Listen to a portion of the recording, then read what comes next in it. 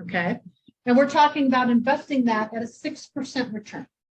And we're going to take that $10,000. That's just it, just a flat $10,000 for the year. And we're going to let that $10,000 just grow at 6% for 10 years, for 20 years, for 30 years. You can see what time did to magnify that $10,000. Now, I have 3 boys, and I talk to them constantly about start early, start now.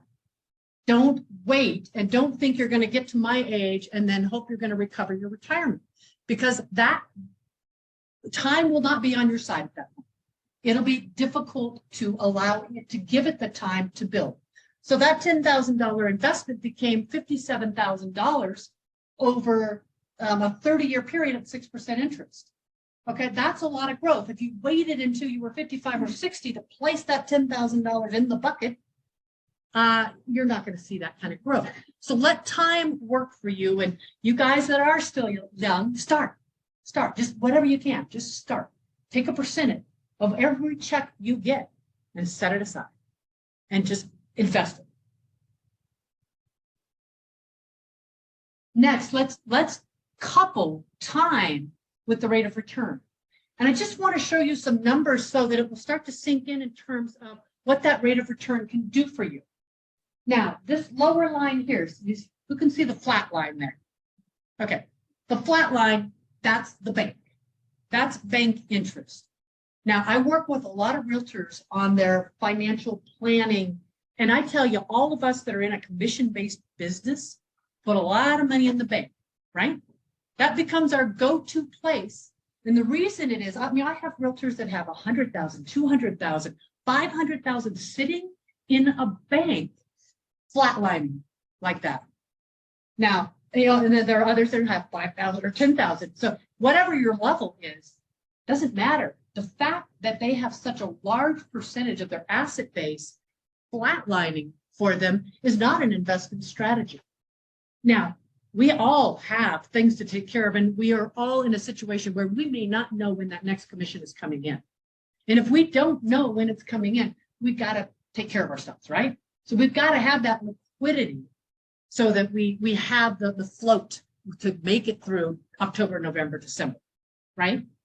But we want to be sure to look at the opportunities and where else it could go, because there are other options for that liquid money that you need to touch.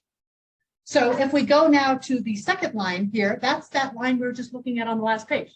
That's your $57,000 6% line. So 30 years, 6%, $57,000. Now this is the part that most people don't see. The next number here is 8%. So that third line is 8%. You can see the growth over a 30-year period at 8%. It's just 2 points above the 6%. It's almost double the money. It's about 100,000 after 30 years. So that compounding with that just 2 extra points makes a massive difference. Now let's go to the last line here. This one that comes way up here, it's 300,000 up here.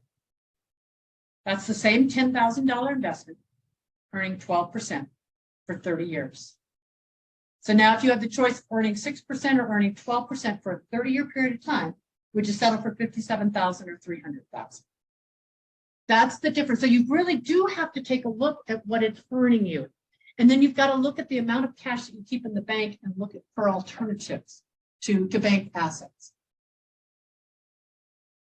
Let's go to the next concept, the power of zero. In this concept, you kind of see the green and the black.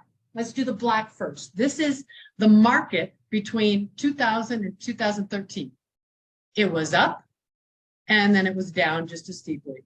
And then it was up, and then it was down. That is called the lost decade, 2000 to 2013.